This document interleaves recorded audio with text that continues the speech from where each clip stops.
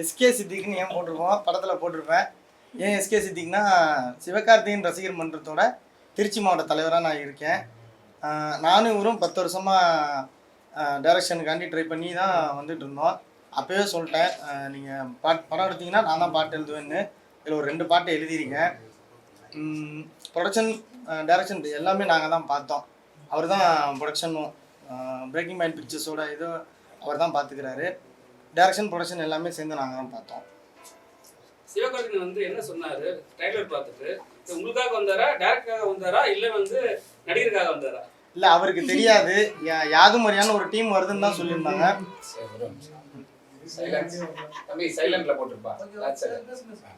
அவருக்கு தெரியாது யாதும் மாதிரியான ஒரு டீம் வராங்க பார்க்கறதுக்குன்னு மட்டும்தான் அவருக்கு தெரியும். உள்ளே வந்ததுக்கப்புறம் தான் பார்த்தாரு.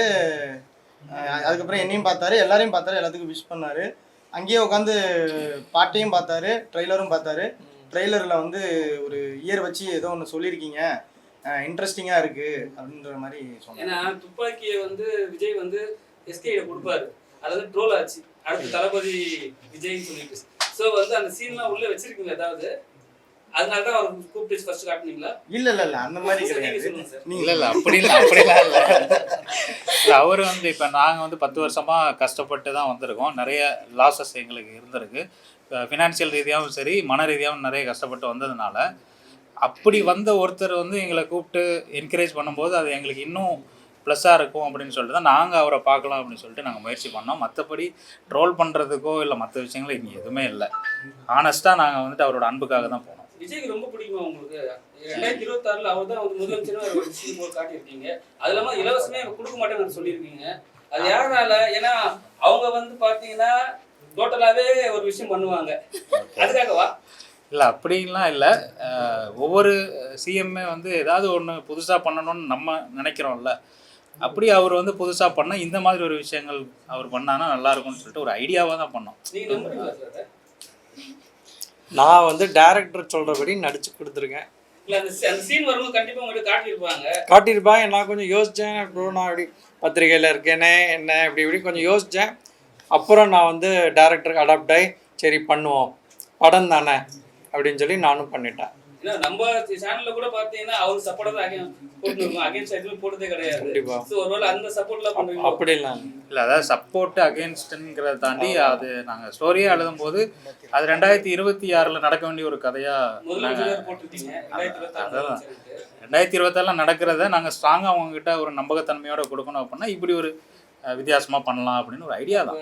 டிஎம்கே வராதுன்னு முடிவு பண்ணிட்டீங்க? அப்படிலாம் இல்ல, படம் வருதுன்னு முடிவு பண்ணியிருக்கோம்.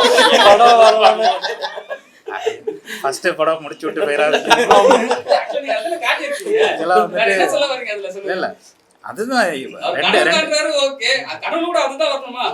அதாவது ஒரு ஃபேன் பாய் மூமெண்ட்னு வச்சுக்கோங்களேன். இப்போ வந்துட்டு எல்லாருக்கும் எல்லா டைரக்டர்ஸுக்குமே ஒரு சினிமாவில் ஒரு அச்சீவ்மெண்ட்னா ஒரு படம் பண்ணணும், அஜித் வச்சு படம் பண்ணணும், விஜய் சார் வச்சு படம் பண்ணணும் இருக்கும்ல. அந்த மாதிரி எனக்கு ஒரு கனவு இருந்தது.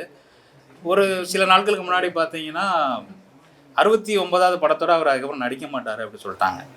நாங்கள் வந்து என்ன பிளான் பண்ணால் இப்போ 67 68 போயிட்டுருக்கு, ஒரு 80 90ல் பிடிச்சிருவோம் அவரை எப்படியாவது, அவ்வளோ கஷ்டப்பட்டு முன்னுக்கு வந்துடலாம் அப்படின்னு நம்ம ஒரு ஐடியா பண்ணிட்டுருக்கும்போது படமே நடிக்கலைன்னா அப்போ எப்படி ஃபேன் பாய் சமம் பண்ணுறது, அப்புறம் நம்மளும் அட்லி மாதிரி என்னைக்கு ஆகுறது அப்படின்னு ஒரு தாட் இருக்கும்ல.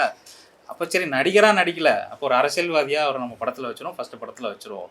அப்போ எல்லாரும் ஒரு கூட்டம் எதிர்பார்க்குறாங்கல்ல, அந்த கூட்டத்துக்கான ஒரு விஷயமா நான் வச்சேன். ஆனால் வந்து அந்த ட்ரெய்லர் பார்த்துட்டு டிவிகே ஃபேன்ஸாக கொண்டாடுறாங்க, பார்த்தீங்களா? ஓகே பார்த்தேன். ஓகே சரி சார், த்ரில்லர் ஜானர் தான் சார் இது ஃபுல்லாக. அதாவது சிங்கிள் ரூம் த்ரில்லர்னு சொல்லிக்கலாம். ஒரு பங்களாவுக்கு போகிறாங்க, அங்கே என்ன நடக்குது அந்த மாதிரி தான் வந்துருக்கோம். இது கதைப்படி கொல்லிமலையில் நடக்கிற மாதிரி பிளான் பண்ணி வச்சுருக்கோம் சார்.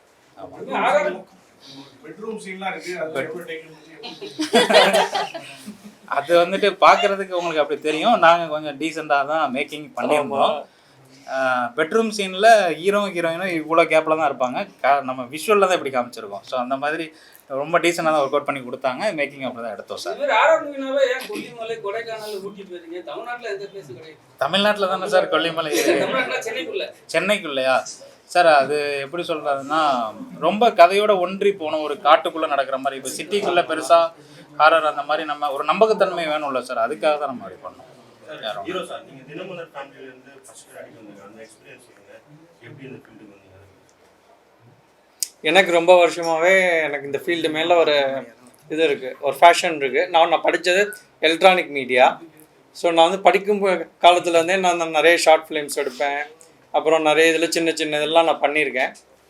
ஸோ அப்புறம் நம்ம இந்த ஆஃபீஸ் ஒர்க்கு அது இது இருக்கிறதுனால நான் அப்படியே அதுலேயே நான் ட்ராவல் பண்ணிட்டு இருக்கும்போது என்னோடய ஃப்ரெண்டு மூலமாக எனக்கு இவர் அறிமுகமானார். ஸோ அப்போது வந்து இவர் நிறைய வெப் சீரிஸ் பண்ணியிருக்காரு.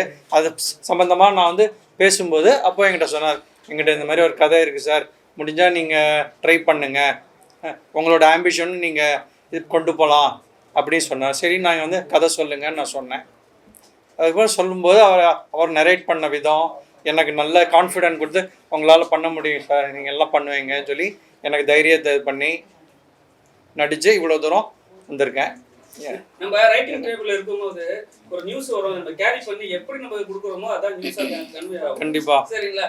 அப்போ வந்து அந்த சீன்லாம் உங்கள்கிட்ட சொல்லும் போது முன்னாடி சொன்னாரா இந்த சீன்லாம் வரும்னுட்டு? ஏன்னா வந்து விஜய் மேட் வச்சிருக்காரு. அதுக்கப்புறம் இப்போ வந்து ப்ரொமோஷனுக்கு வந்து சிவா எஸ்கே கூப்பிட்டு வந்துட்டாரு. பார்த்தீங்கன்னா ஒரு விஜய் டீம் மாதிரி தான் தெரியுது எனக்கு. அப்படிலாம் அவர் ஏற்கனவே பக்காவாக ஸ்கிரிப்ட் வச்சுருந்தாரு. அதை நான் ஃபுல்லாக தரவாக படித்து அதுக்கப்புறம் சில டவுட்ஸ்லாம் அவர்கிட்ட கேட்டு அதை எனக்கு நரேட் பண்ணி அதுக்கப்புறம் தான் நானே ஓகே பண்ணேன். விஜய்க்கும் நான் சொன்னேன், சரி இதெல்லாம் இதாக ஆகிடக்கூடாது, நம்மளும் பத்திரிகையில் இருக்கோம் அப்படின்னு. அதெல்லாம் இல்லை போ பார்த்துக்கலாம் அப்படின்னு நான் கொஞ்சம் யோசிச்சு தான் அப்புறம் சரி இது பண்ணேன். சார் இதுல எங்கேயுமே தவறா ஒன்றும் நம்ம சொல்லலையே. இல்லை அவர் யோசிக்கிற அளவுக்கு நான் தான் தவறா ஒன்றும் சொல்ல, விஜய் சொல்ற மாதிரி இருக்கு. நீங்க விஜய்க்கு சப்போர்ட்ன்ற மாதிரி ஒரு இமேஜ் கிரியேட் ஆயிடும்ல. நீங்க வந்து ஒரு தினமலர் ஏற்கனவே நீங்க டிஎம்கே ஆப்போசிட்டா இருக்கீங்கன்னு ஒரு பேச்சு இருக்கு. இப்போ விஜய்க்கு சப்போர்ட் பண்ணும்போது அந்த இமேஜ் கிரியேட் ஆயிடும். நம்ம வந்து படத்துக்கு தேவையான விஷயங்கள் தான் நம்ம காட்டியிருக்கோம். இதில் நம்ம யாரும் சப்போர்ட்டு கிடையாது. சார் இவர் நடிக்க வந்ததுக்கு அப்புறம் சார் இவர் தினமலர் சம்பந்தம். நான் வந்து தினமலர்னே நடிக்கவில்லை, நானும் ஒரு புதுமுக நடிகர், அவ்வளோதான். வேற இதில் என்னோட பிராண்ட் நேமே இல்லை. இந்த கதைக்கும் அவரோட பிராண்டுக்கு சம்மந்தம் கிடையாது. நான் வந்து இவர் சொல்கிறபடி அவ்வளோ கஷ்டப்பட்டு நான் என்ன தெரிஞ்ச லெவல் நான் நடிச்சிட்டேன். அப்பா கிட்ட சொன்னீங்களா இந்த சீன்ஸ்லாம் வருது? அப்பா என்ன சொன்னாரு? அப்பா அம்மாவும் பயந்தாங்க, ஏன்னா நம்ம இப்படி இருக்கோமே, ஏதாவது முடியுமா ஒன்றால் அப்படின்னு.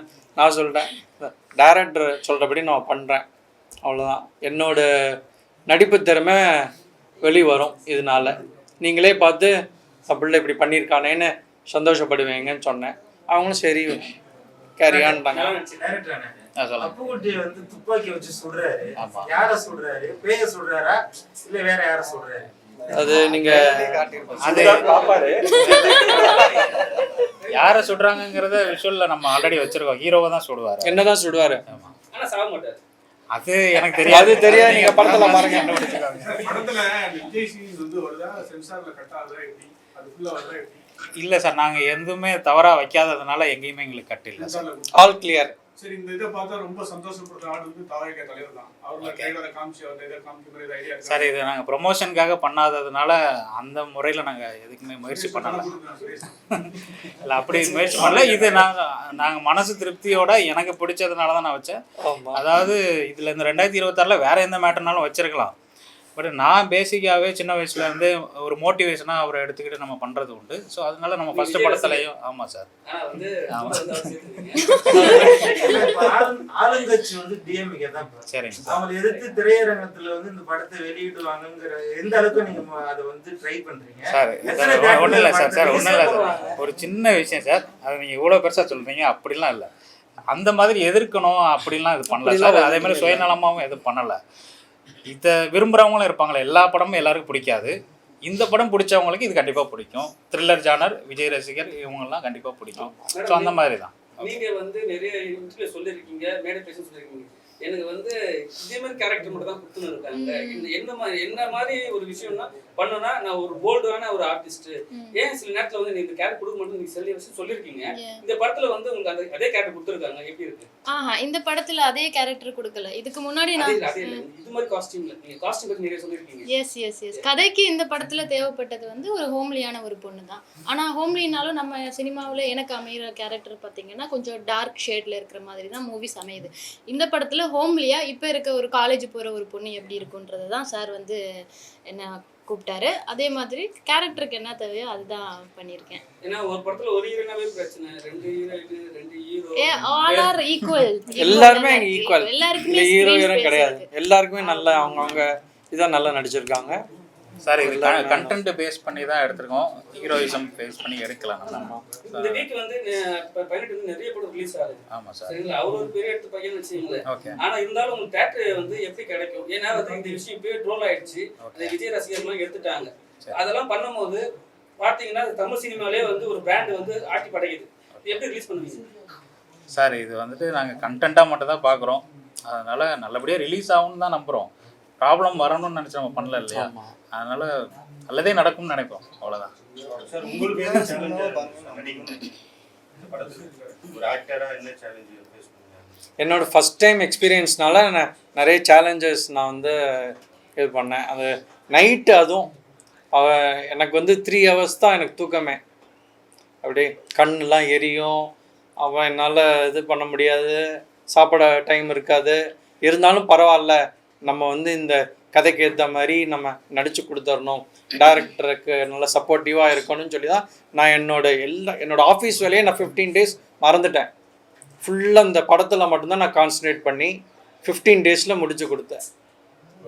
ஆல் ஓவர் யாருக்குமே தூக்கம் கிடையாது. எல்லா ஆர்டிஸ்ட்டுமே எல்லாருமே நடிச்சிருந்தாருன்னா கூட அந்த 5 பேருமே எப்போவுமே இருப்பாங்க. இவங்களுமே தூக்கம் கிடையாது. ஸோ 15 நாளில் நாங்கள் ஷூட் பண்ணோம். 15 நாளைக்கு மேலே எங்களால் போக முடியாது.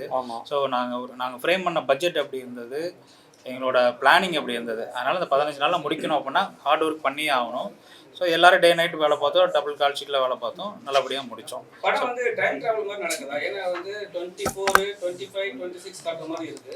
இல்லை ஏன்னா டைம் டிராவல் படம் நிறைய வந்துருச்சு. தமிழ் படத்தில் வந்து டைம் டிராவல் வந்து மேக்ஸிமம் பெருசாக எடுக்கப்படாது. இது எப்படி சார்? இது என்ன மாதிரி ஜானர் அப்படிங்கிறத நான் சொல்லிட்டேன். த்ரில்லர் தான் இது. டைம் ட்ராவல் பெருசாக நாங்கள் வந்து அதை ஃபோக்கஸ் பண்ணல. ஆனால் அதை தூக்கி நாங்கள் உள்ளே வச்சுருக்கோன்னா அதுக்கான பிளேஸ்மெண்ட் எப்படி இருக்குங்கிறத நீங்கள் ஒரு இன்ட்ரெஸ்டிங்காக நீங்கள் படம் பாருங்கள். உங்களுக்கு கண்டிப்பாக அது ஓகே ஏற்றுக்கிற மாதிரி தான் இருக்கும். திடீர்னு 2026 போயிட்டு வருது அப்படின்னா அதுக்கு ஒரு லாஜிக் கண்டிப்பாக தேவைப்படும் இல்லையா? அதை நாங்கள் கரெக்டாக தான் வச்சுருக்கோம். நீங்கள் பார்த்துட்டு சொல்லுங்கள், கரெக்டாக இருக்கும்.